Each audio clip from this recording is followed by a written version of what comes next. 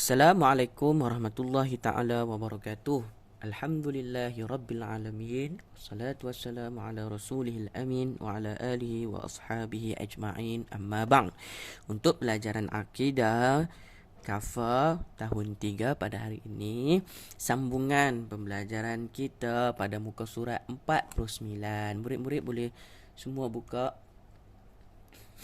pada muka surat 49. Kita sambung pelajaran 4, sifat mukhalafatuhu lil hawadis.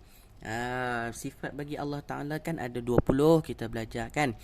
Allahu wujud qidam baqa mukhalafatuhu lil hawadisi. Tu nampak daripada lagu tu, lagu sifat-sifat Allah. Jadi hari ini kita belajar sifat yang keempat, mukhalafatuhu lil hawadis. Baik. Apa itu maksud sifat Allah Ta'ala mukhalafatuhu lil hawadis? Pengertian sifat mukhalafatuhu lil hawadis. Mukhalafatuhu lil hawadis artinya Allah Subhanahu wa Ta'ala berlainan daripada segala yang baharu. Yang baharu ni apa? Saya dekat bawah dia bagi tahu. Apa maksud Allah Ta'ala berlainan daripada segala yang baharu? Baik, yang kedua, Allah Subhanahu wa Ta'ala wajib bersifat dengan sifat mukhalafatuhu lil hawadis. Wajib, mesti Allah Ta'ala bersifat dengan mukhalafatuhu lil hawadis. Apa maksud mukhalafatuhu lil hawadis tadi? Berlainan daripada segala yang baharu. Apa maksud yang baharu ni? Segala, tengok yang nombor 3. Segala yang baharu itu ialah semua makhluk yang dicipta oleh Allah Subhanahu wa Ta'ala di langit dan di bumi. Itulah maksud yang baharu.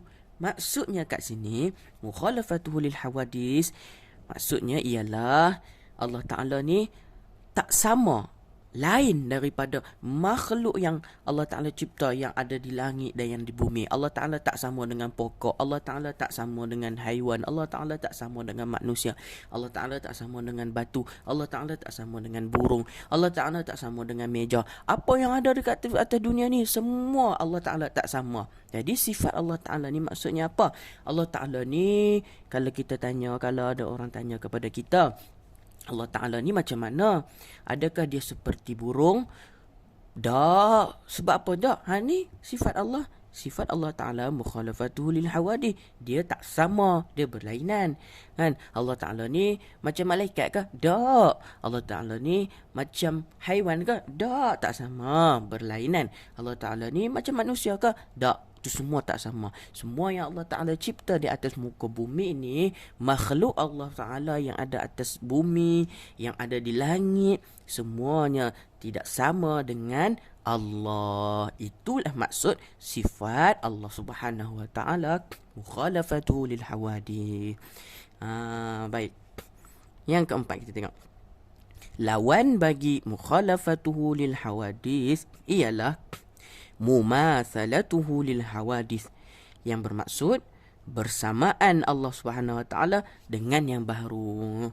Kita sebut tadi kan sifat Allah mukhalafatuhu lil hawadis. Jadi lawannya mumathalatuhu lil hawadis. Allah Ta'ala sama dengan makhluk. Tak lah. Kan betul tak? Jadi sifat Allah Ta'ala ni dia tak sama. Dia tak sama dengan mana-mana makhluk, mana-mana ciptaan Allah yang ada di langit dan di bumi. Itulah maksud dia kan. Baik, penghayatan kecil je dekat bawah ni ditulis. Sifat Allah Subhanahu wa Ta'ala tidak sama dengan sifat makhluk. Sekali lagi dia beritahu. Sama tak dengan sifat makhluk? Tak kan. Kita ni kuat. Tapi satgi bila kita kuat, satgi kita tak larat pula. Allah Ta'ala ni sama kan macam tu ke? Allah Ta'ala kuat juga. Tapi Allah Ta'ala kuat sentiasa. Mana ada Allah Ta'ala tak larat? Itulah perbezaan dia. Sifat kita dengan sifat Allah tak sama. Kan Allah Ta'ala boleh mencipta manusia. Kita boleh tak cipta manusia? Tak boleh. Allah Ta'ala boleh cipta pokok. Kita boleh tak cipta pokok? Tak boleh. Itulah perbezaan dia. Itulah yang disebut sebagai Allah Ta'ala berlainan dengan sifat makhluk. Baik. Sekarang kita tengok muka surat 50. Dalil naqli. sifat mukhalafatuhu lil hawadis. Apa dalil yang daripada Al-Quran yang Allah Ta'ala sebut Allah Ta'ala ni tidak sama dengan makhluk? Firman Allah Subhanahu wa Ta'ala, Bismillahirrahmanirrahim. Laisa kamitslihi syai'un wa huwas samiul basir. Surah Asy-Syura ayat 11. Maksudnya, tiada sesuatu pun yang sebanding dengan zatnya, sifat-sifatnya dan pentadbirannya. Dan dialah yang maha mendengar lagi maha melihat. Kan? Jadi Allah Ta'ala bagi tahu dalam Quran, tiada sesuatu pun yang sebanding. Sebanding ni maksudnya apa? Tiada sesuatu pun yang sama, serupa, sebanding dengan Allah. Tak ada siapa pun yang sama dengan Allah. Allah Ta'ala tu dia maha kuat, dia maha agung, dia maha mulia, dia maha tinggi, maha besar. Jadi semua sifat-sifat tu tak sama dengan sifat makhluk, kan? Sifat mukhalafatuhu lil hawadis hanya berhak bagi Allah Subhanahu wa Ta'ala sahaja, kan? Sifat ni boleh tak kepada kita? Tak boleh, kan? Sifat ni hanyalah untuk Allah Subhanahu wa Ta'ala. Baik, seterusnya pelajaran muka surat 51. Dalil aqli sifat mukhalafatuhu lil hawadis. Apa dalil dari sudut akal, rasional, logik kita? Sekiranya Allah Subhanahu wa Ta'ala itu serupa, setanding dan sebanding dengan makhluk ini, bererti Allah Subhanahu wa Ta'ala itu bersifat baharu.